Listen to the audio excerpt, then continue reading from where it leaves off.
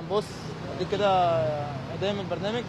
تمام، قول لنا كده كلمتين عايزينهم عشان مزنوقين بس فيه. اسالك بتتفرج على برنامج قبل فاهيتا، تقول لي برنامج هادف وصاحب رساله والكلمتين دول. ايه رايك مثلا في برنامج ابله فضيله؟ تقول لي ابله فضيله، يعني انا تقول لي مثلا ايه، انا شخصيا ما بعرفش اتفرج عليها من كتر الايحاءات الجنسيه اللي بيقولوها فيه. بتتفرج على برنامج ابله فاهيتا؟ ايوه طبعا، امال ايه. ايه رايك فيه؟ والله هو حاجه جميله، يعني هو برنامج حلو هادف وفي حاجات حلوه. ادي كده 20 جنيه. الموضوع عجبك، عايز تكمل اسئله كمان؟ ايه رايك بقى ببرنامج ابله فضيله؟ لا، هو علشان الجنس والحاجات اللي بتتذاع دي تعرف فيك؟ بيتر رائف. لا، هو علشان انا ازهري وكده فما ينفعش اتفرج عليه. اتفضل كده بس. ازاي شويه طيب. ايه بتتابع برنامج ابله فاهيتا؟ كل يوم بتابعه، كل يوم بتابعه. كل يوم. كل يوم برنامج ابله فضيله بقى، طيب ايه رايك فيه؟ بتفرج عليه بصراحه يعني.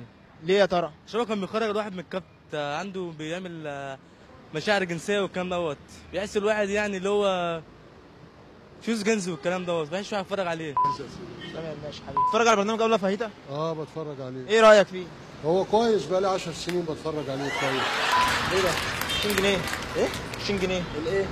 هديه من البرنامج كده عشان تقول لنا الكلمتين دول. لا كده مش هناخد خلاص، لا احنا كده بنهزر.